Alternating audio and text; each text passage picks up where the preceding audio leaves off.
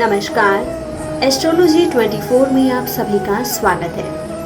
दर्शकों, जैसे कि आप सभी जानते हैं कि जन्माष्टमी का पर्व मनाया जा रहा है। इस साल अष्टमी तिथि 11 और 12 अगस्त 2 दिन तक रहेगी। इसलिए कुछ जगहों पर मंगलवार तो कहीं बुधवार को जन्माष्टमी मनाई जाएगी। इस बार 11 और 12 अगस्त को लोग जन्माष्टमी मना रहे हैं।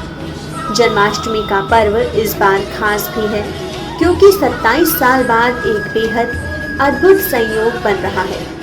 1993 के बाद जन्माष्टमी पर पहली बार बुधाष्टमी और सर्वार्थ सिद्धि योग बन रहे हैं।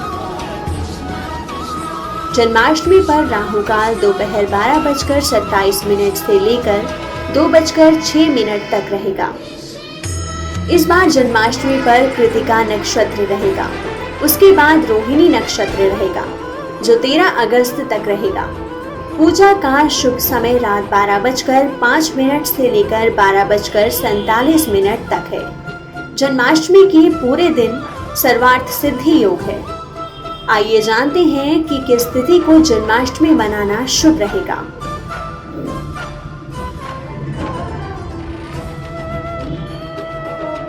भगवान श्री कृष्ण के जन्मोत्सव को जन्माष्टमी के रूप में मनाया जाता है।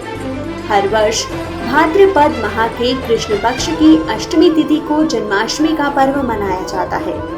वर्ष 2020 में जन्माष्टमी का पर्व 11 अगस्त को मनाया जा रहा है। इस दिन व्रत रखा जाता है। व्रत के अंत में मध्य रात्रि को जन्माष्टमी व्रत कथा और भगवान कृष्ण के जन्म की कथा सुनी जाती है। भगवान कृष्ण के जन्म की कथा इस प्रकार है। कंद पुराण के अनुसार द्वापर युग में राजा उग्रसेन मथुरा में राज करते थे। राजा उग्रसेन को उनके ही पुत्र कंस ने गद्दी से राज्य हड़प लिया। कंस की एक बहन देवकी थी जिसका विवाह वासुदेव नामक यदुवंशी सरदार से हुआ था। कंस अपनी बहन देवकी से बेहद प्रेम करता था। जबकि देवकी की शादी वसुदेव जी से हुए तो कंस खुद रथ हाँकता हुआ बहन को ससुराल विदा करने के लिए गया। लेकिन जैसे ही कंस ने रथ हाँका, एक आकाशवाणी हुई, हे कंस, जिस देवकी को तू बड़े प्रेम से विदा करने जा रहा है, उसका 8वां पुत्र तेरा संहार करेगा। यह सुन कंस क्रोधित हो उठा और उसने देवकी को मारने का प्रयास किया। कंस ने सोचा, अगर मैं इसे ही मार दूं तो इसका पुत्र ही नहीं होगा और ना ही मेरा नाश होगा। कंस को ऐसा करते देख यदुवंशी क्रोधित हो उठे और भयंकर युद्ध की स्थिति पैदा हो गई। हालांकि वसुदेव युद्ध नहीं करना चाहते थे। वसुदेव ने कंस से कहा कि तुम्हें देवकी से डरने की कोई जरूरत नहीं है। समय आने पर मैं तुम्हें खुद देवकी की 8वीं संतान सौंप दूंगा। उनके समझाने पर कंस का गुस्सा शांत हो गया। कंस जानता था कि वसुदेव झूठ नहीं बोलते थे। कंस ने वसुदेव जी की बात मान ली और वसुदेव व देवकी को कारागार में बंद कर दिया और सख्त पहरा लगवा दिया। 8वें पुत्र के रूप में भगवान का जन्म हुआ। समय आने पर कंस ने एक एक कर देवकी की 7 संतानों को मार दिया। जब 8वें संतान का समय आया तो कंस ने पहरा कड़ा कर दिया।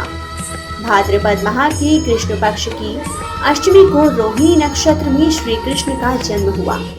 जिस समय वासुदेव देवकी को पुत्र पैदा हुआ, उसी समय संयोग से यशोदा के गर्भ से एक कन्या का जन्म हुआ जो और कुछ नहीं सिर्फ माया थी।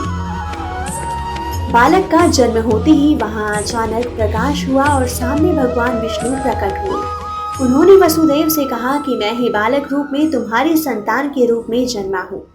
तुम मुझे अभी इसी समय अपने मित्र नंद जी के घर वृंदावन में छोड़ आओ और उनके यहाँ जो कन्या जन्मी है उसे लाकर कंस को दे दो।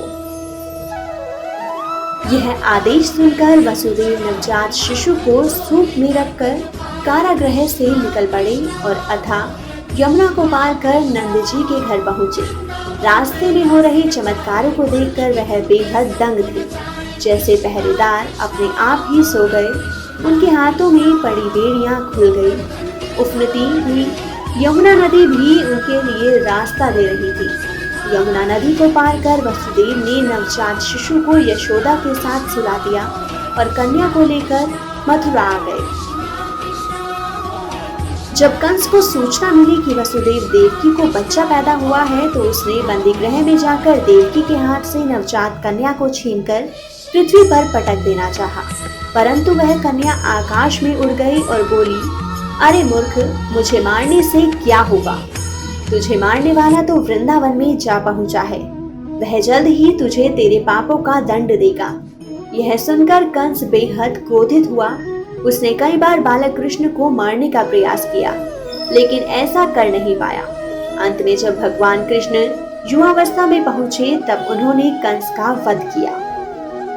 दर्शकों, यह तो रही जन्माष्टमी की कथा। आइए जानते हैं कि जन्माष्टमी का शुभ मुहूर्त।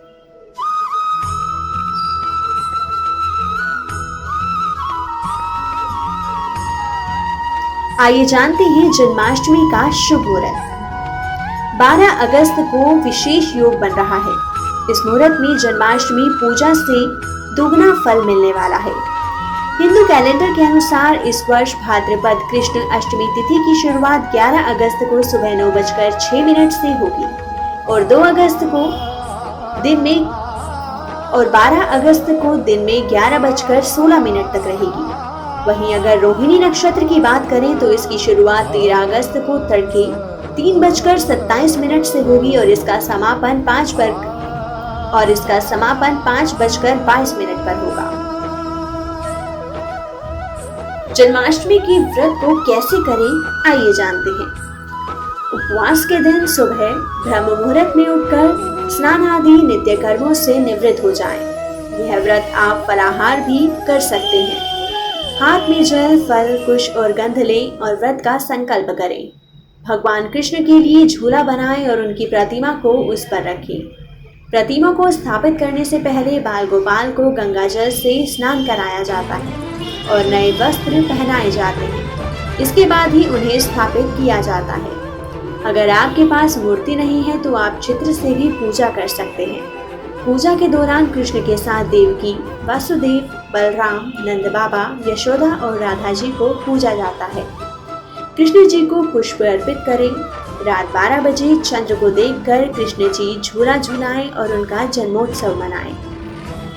कृष्ण जी की आरती करें और मंत्रोच्चारण करें। दर्शकों, यदि आप इसी तरह से यदि आप पूरे विधि विधान से श्री कृष्ण की पूजा अर्चना करेंगे तो आपको जन्माष्टमी पर पूरा फल मिलेगा। दर्शकों, आपको हमारी यह वीडियो कैसी लगी प्लीज कमेंट सेक्शन में हमें जरूर बताइए।